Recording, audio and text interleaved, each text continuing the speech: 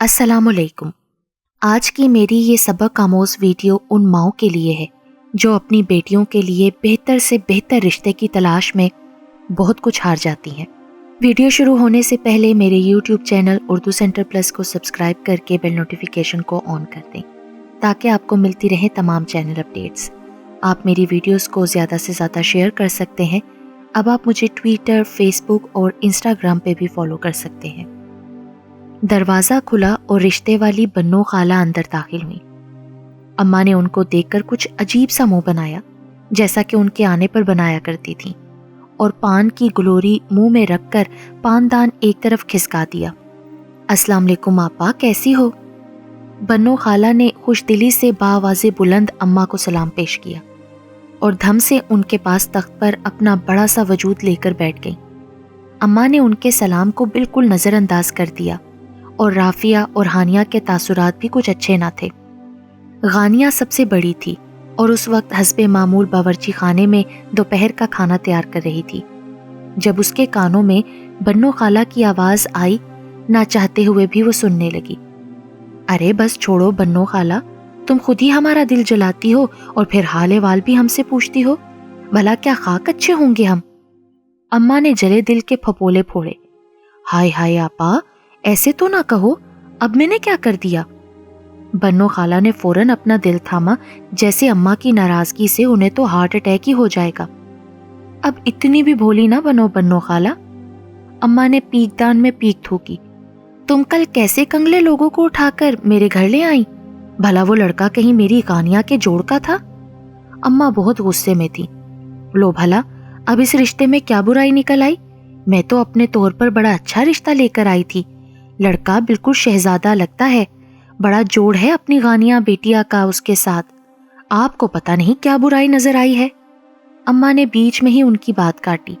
ایک برائی ہو تو بولوں؟ ایک تو سرکاری نوکری نہیں ہے لڑکے کی، دوسرا تین جوان بہنیں ہیں۔ اب ان کی شادی کی ذمہ داری بھی اسی لڑکے پر ہے نا؟ کیا میری بیٹی ساری عمر نندوں کا جہیز ہی جوڑتی رہے گی؟ اس کی اپنی کیا زندگی ہوگی بھلا وہاں؟ اماں غصے سے بولی۔ آپا کچھ خدا کا خوف کرو، تمہارے آگے بھی تین بیٹیاں ہیں اور ان کا بھی اکلوتا ہی بھائی ہے۔ تمہاری بیٹیوں کے سر پر تو باپ کا سایہ بھی نہیں، ساری ذمہ داری تمہارے بیٹے کاظم پر ہے۔ جبکہ اللہ رکھے ان بچیوں کا باپ سلامت ہے، وہ خود اپنی بیٹیوں کی شادی کر لے گا۔ اپنی سوچ بڑی کرو آپا، تمہارے آگے بھی تو بیٹیاں ہیں نا، خامخواہ لوگوں کی بیٹیوں کے بارے میں باتیں کرتی ہو۔ بنو خالہ اماں کو آئینہ دکھا رہی تھیں اور اماں سے اتنی سچائی ہضم نہیں ہو رہی تھی۔ اماں پہلو بدلنے لگی۔ جو بھی ہو بنو خالہ، پر مجھے یہ رشتہ منظور نہیں۔ میری طرف سے ان لوگوں کو نہ کر دینا، میں آنکھوں دیکھی مکھی نہیں نگل سکتی۔ اماں نے تو بات ہی ختم کر دی۔ تو پھر یوں بولو کہ چھڑا چھانٹ چاہیے جس کے نہ کوئی آگے ہو نہ پیچھے۔ بنو خالہ نے اماں کے دل کی بات کر دی۔ ہاں، کوشش کرو کہ لڑکے کے ساتھ زیادہ جھمیلے نہ ہوں۔ چلو دیکھتی ہوں پھر کوئی ایسا لڑکا۔ بنو خالہ نے ہتھیار ڈال دیے۔ سعدیہ بیگم کی 3 بیٹیاں تھیں اور ایک ہی بیٹا تھا۔ سعدیہ بیگم کا متوسط گھرانہ تھا اور 2 سال پہلے شوہر کا انتقال ہو گیا تو ساری ذمہ داری کاظم کے کندھوں پر آ پڑی تھی۔ کچھ عرصہ تو وہ چھوٹی موٹی نوکریاں کرتا رہا، لیکن اس سے صرف دال روٹی ہی چل رہی تھی، جبکہ ابھی 3 جوان بہنیں شادی کے لیے بیٹھی تھیں۔ کاظم کے سر پر بہت ذمہ داریاں تھیں، تو اس نے بہت کوشش کر کے اور دوستوں سے ادھار قرض کر کے سعودی عرب جانے کا بندوبست کیا اور ماہانہ ماں بہنوں کو بیچتا رہا۔ اب چاہیے تو یہ تھا کہ سعدیہ بیگم ان پیسوں کو جوڑتی تاکہ بیٹیوں کی شادی احسن طریقے سے کر سکتی، لیکن انہوں نے ایسا کچھ نہ کیا، بلکہ پیسوں کو بے دریغ لٹانے لگیں۔ ان کی بیٹیاں نت نئے فیشن اور شاپنگ پر پیسے اڑانے لگیں، خوب عیاشیاں ہونے لگیں، اور وہاں کاظم یہ سمجھتا رہا کہ ان کی ماں پیسے جوڑ رہی ہوگی۔ یوں ہی 1.5 سال کا عرصہ بیت چکا تھا۔ بڑی بیٹی 28 کی ہو چکی تھی، کاظم کی عمر بھی 30 سال ہو چکی تھی۔ وہ گھر میں سب سے بڑا تھا، ساری ذمہ داری اس بیچارے پر تھی۔ اس نے سوچا پہلے بہنوں کے فرض سے سبکدوش ہو جاؤں، پھر اپنے بارے میں سوچوں گا، لیکن ادھر اس کی ماں بہنیں اس کی محنت کی کمائی کو اڑانے پر تلی تھیں۔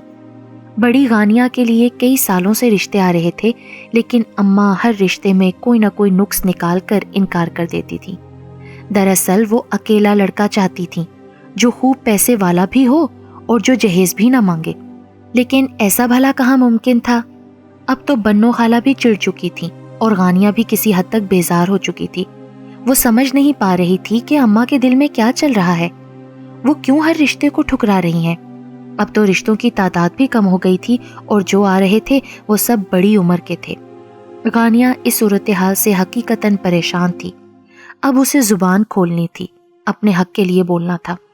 کافی دنوں تک کوئی رشتہ نہیں آیا، نہ ہی بنو خالہ آئیں۔ غانیہ اندر ہی اندر ہول رہی تھی۔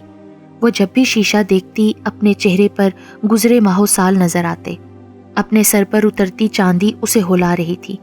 وہ اندر ہی اندر گھلنے لگی تھی، جس سے اس کے چہرے کی شادابی ماند پڑنے لگی تھی۔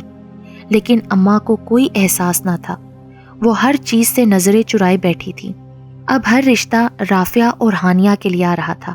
غانیہ تو جیسے پسے پش چلی گئی تھی۔ پھر ایک دن غانیہ کی دعائیں رنگ لے آئیں۔ بنو خالہ اپنا بڑا سا وجود لے کر آموجود ہوئیں اور آتے ہی شروع ہو گئیں۔ ارے آپا، آج تو میں اپنی غانیہ بٹیا کے لیے بہت ہی اچھا رشتہ لے کر آئی ہوں، تمہاری مرضی کا، تم خوش ہو جاؤ گی۔ اچھا جلدی بتاؤ پھر۔ اماں ہمتاً گوش ہوئیں۔ لڑکا بہت اچھا ہے، بینکر ہے، اچھا کماتا ہے، ماں باپ بھی نہیں ہے اور سب بھائی بہن بھی شادی شدہ ہیں، گھر بھی اپنا ہے، بلکہ گھر کیا ہے پوری بلڈنگ ہے، ماشاءاللہ سب کے الگ الگ پورشن ہیں۔ لیکن بنو خالہ کچھ کہتے کہتے ایک دم رک گئی۔ لیکن کیا؟ اماں کو تشویش ہوئی، پاس بیٹھی غانیہ کے کان بھی کھڑے ہو گئے۔ وہ دراصل دوسری شادی کر رہا ہے، بچوں کی وجہ سے۔ مطلب؟ اماں چونکی۔ اس کی پہلی بیوی کہاں ہے؟ بچارے کی پہلی بیوی کا 2 ماہ پہلے انتقال ہو چکا ہے ڈیلیوری کے دوران۔ بڑی بیٹی 3 سال کی ہے اور بیٹا 2 ماہ کا ہے۔ انہی بچوں کی وجہ سے وہ شادی کر رہا ہے، کہہ رہا ہے کہ لڑکی کو بہت خوش رکھے گا۔ بنو خالہ نے صفائیاں دیں اور اماں کا دل چاہا کہ بنو خالہ کو دھکے دے کر گھر سے باہر نکال دے۔ چپ ہو جاؤ بنو خالہ، آخر کیا سوچ کر تم یہ رشتہ لے کر ہماری دہلیز تک آئیں؟ کیا میری غانیہ کے لیے اب ایسے رشتے آئیں گے؟ کوئی کوارا نہیں ملا تمہیں؟ اماں انہیں کھا جانے والی نظروں سے گھور رہی تھیں۔ بنو خالہ بھی کہاں پیچھے ہٹنے والی تھیں، فوراً بولی، ارے آپا اس میں برا ماننے والی کون سی بات ہے؟ رشتے تو ہر طرح کے آتے ہیں نا، اور برا مت ماننا آپا، تمہاری غانیہ کے لیے میں ایک سے ایک رشتہ لائی ہوں، لیکن تم انکار کرتی رہیں۔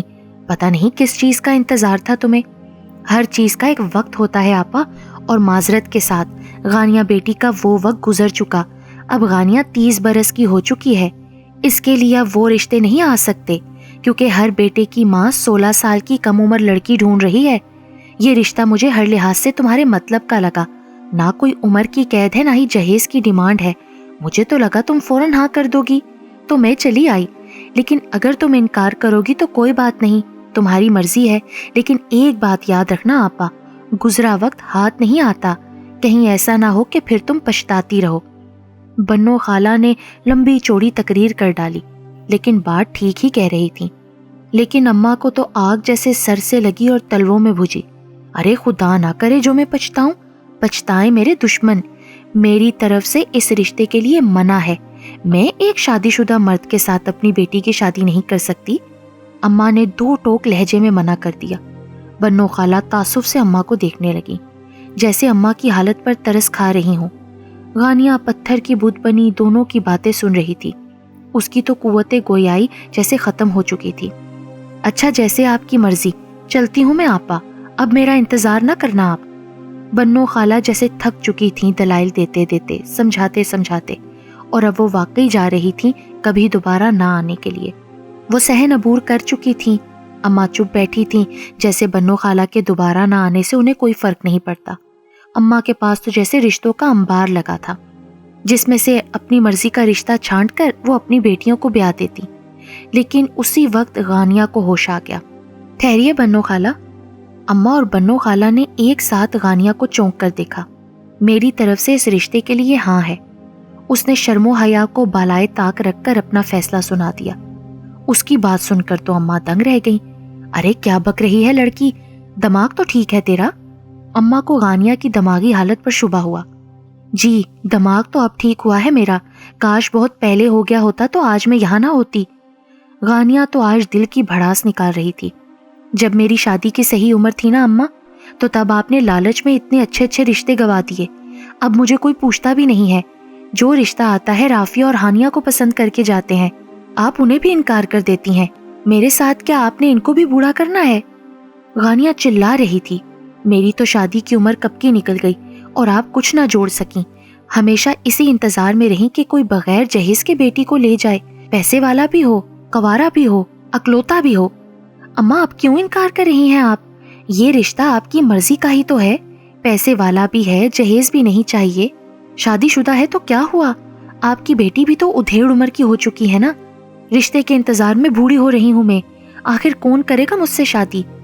غانیہ پوری کانپ رہی تھی.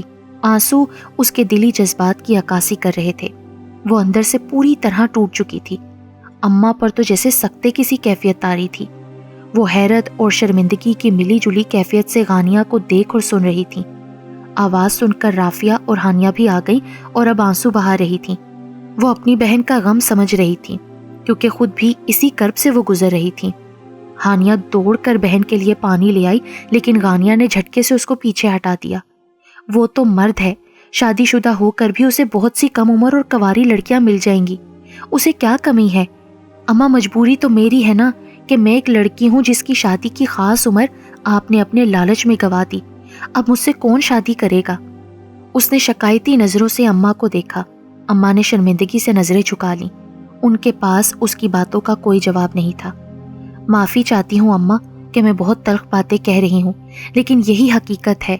اب میری شادی ہوگی تو رضیہ اور ہانیہ کے لیے نئے راستے کھلیں گے نا. انہیں اچھے جیون ساتھی ملیں گے. بس آپ سے ایک ہی درخواست ہے اماں. اس نے قریب جا کر خاموش بیٹھی اماں کے پیر پکڑ لیے. اماں بہتی آنکھوں سے اسے دیکھنے لگیں.